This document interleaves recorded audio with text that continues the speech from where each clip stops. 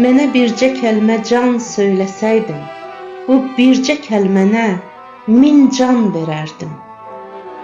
Ömrünü, gününü dərd eyləsəydin, ömrümü, günümü dərman verərdim.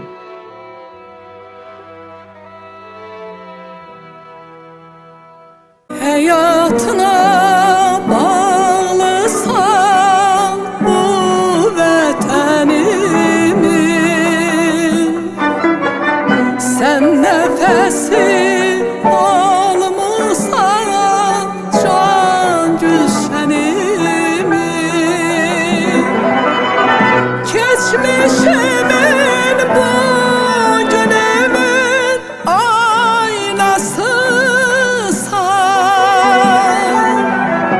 bu dünyada sen arzular dünyasısan. Sen hayatım benim, derdim dermanım benim, mavi dastan kül, sahilleri gülistan kül. Sen hayatım benim, derdim dermanım benim, mavi dastan kül, sahilleri gülistan kül. Elə ayrıldıq ki səninlə ey gül, bir də ayrılıqdan ayrı düşmərik.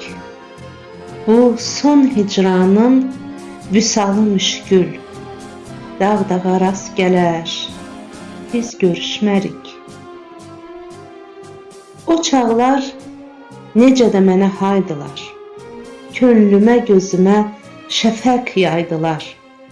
Keçən günlərimi qaytaraydılar, gələn günlərimi qurban verərdim.